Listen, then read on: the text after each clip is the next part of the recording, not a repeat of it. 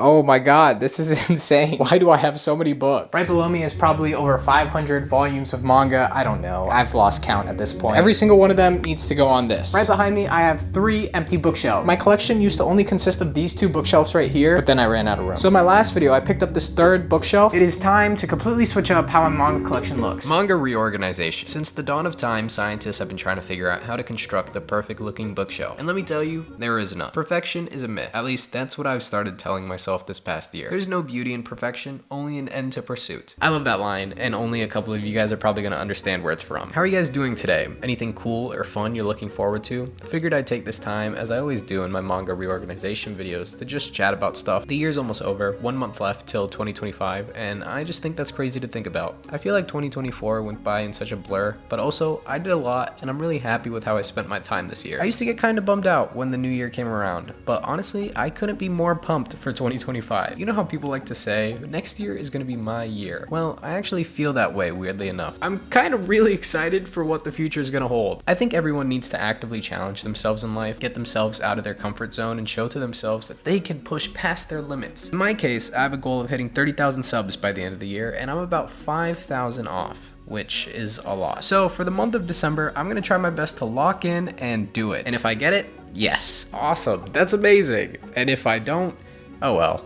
There's always next year, but I'm gonna try. I don't know about you, but I think this top row looks pretty cool. Previously, I had my manga collection designed in such a way where a series, if it continued more than just being a shelf long, I would have it go downward. This time around, I actually have the space to push it over to the side. So all of JoJo's is going all the way across. I don't know, what do you think? Personally, I think it looks pretty cool. Though I do have one little frustration with it, and that's the fact that JoJo Part 4 is being split up over here. I guess it's okay for the time being. The sun is actually starting to go down. I need to hurry up. Isn't art just a really cool thing? The ability for an individual to express themselves through creativity. I've always been drawn and inspired by this kind of thing. I think earlier this year, I was kind of bummed out by everything coming out because it all just felt the same to me. I think with the world becoming more impressions, likes, view-based, risk and progression in media has been taking a little bit of a backseat to favor the more safe content output. Before anyone corrects me in the comments, yes, I do see that some of these One Piece volumes are out of order. I'm gonna fix it right now. The algorithm is destroying art. But also, I kind of feel like there's a bit of a shift coming. I feel like people are starting to get tired of this overly produced content slop that has taken over. I'm really hoping YouTube, especially as a platform, starts taking a shift towards the old days. Okay, maybe it's just the nostalgia talking, but old YouTube was something so special to me, and as it became more modern to today's standards, I feel like it's missing something. Please tell me I'm not the only one that feels like this. Back in the day, if I was ever asked who my favorite YouTuber was, I had such an insanely long list to call from, but now I feel like if I was asked that question, I would struggle to even name one. As I'm speaking about this, I do see the flaw in it because I am also someone who makes YouTube videos, and I very well could be contributing to the content slop that I'm talking about. Who knows? Maybe I've just reached Unk status, and I prefer the things that happened back in my day. Isn't it crazy that One Piece takes up 2.5 shelves? Hopefully, and maybe this is too much to ask, but wouldn't it be cool if the remainder of One Piece took this long?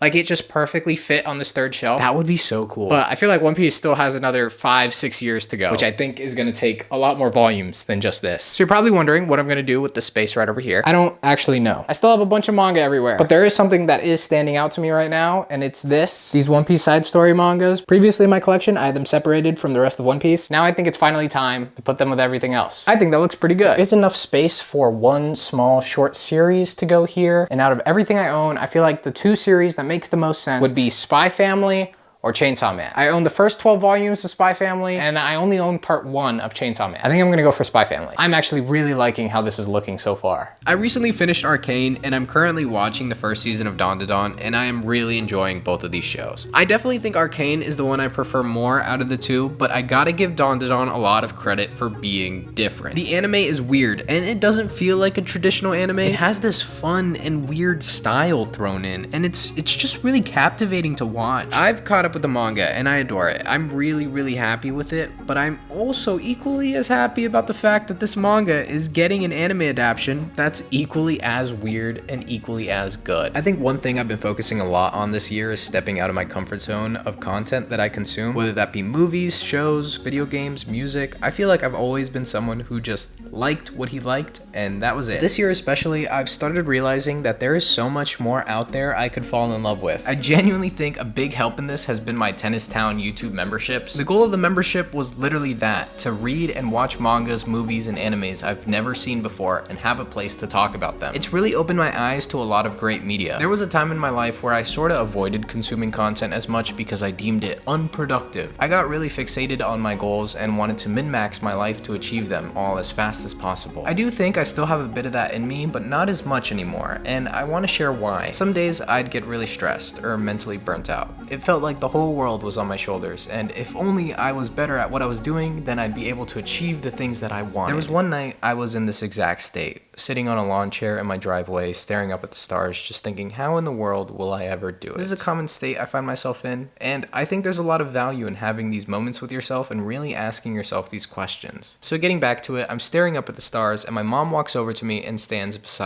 me. She asks me what I'm thinking about. I tell her what's going on and how it's affecting me, and if only I could have had it all figured out, then things would be so much easier. My mom just stands there, she listens to everything I have to say, and when I'm finished, she simply responds with, "What is this goal, and why do you stress yourself out about getting it right now? You're young, and you have your whole life ahead of you. Don't forget to take some time to enjoy it.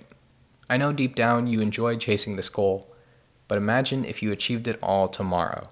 What would you do after?" Oh my god, the amount of shock that this sent through my body. The moment was like straight out of a movie, dude. I've since started taking time to ease up on my pursuit, and I still love the chase and pour a lot into it, but I realized that taking time away from it and seeing the world gives me this creative energy. I watch movies and feel inspired. I play video games and come up with ideas. I fill up this bag of creative energy, and when I come back to my work, I have even more stuff to pour into it. I feel like I've just been stacking books on a shelf for over an hour now. It's kind of crazy to think that this is only half of the space that my bookshelves can currently hold. I'm still not anywhere close to being done with putting all of my books on the shelf though. I'm realizing this video has become sort of a video journal entry for myself. It's kind of cool, a little checkpoint in my life that I could return to and see how I was thinking at this point in my life. Life is a journey of challenges, progression, learning, and facing that thing that scares you the most and battling against it rather than running away. Life's tough, and honestly, some days I'm just talking the talk. Some stuff is easier said than done. I do wonder who I'll become when I'm older. I really hope I don't lose my way. It's funny, right now I don't really know what more life has to teach me, but every year I find that I've grown a little bit more. Life's pretty cool to think about, but also I don't think it's something you should constantly think about. It's probably better to just go out and live it instead. This YouTube channel stuff is weird. I've always wanted to be a YouTuber since I was younger, but there's no way I would have ever thought I would have made a video like this. I still kind of don't really know deep down the type of videos that I really want to make. I do find enjoyment of the content that I make right now, but I know as I get older and my interests and me as an individual changes, this YouTube channel is probably going to change too. Who knows what the future holds. Anyway, I've stacked a lot of books. Let's see how this collection looks. Okay, so from the looks of it, I only have one series left, Beastars. I think I'm just gonna put it right here. I'm looking at my collection right now, and I will say I am pretty satisfied with how it looks. There's still a bunch of miscellaneous things I gotta put up on here, but for now, it's not bad. You know, it's weird. With this many mangas on my shelf, you would think that I would stop buying manga, but there is actually a new series I've been planning on collecting. So stay tuned.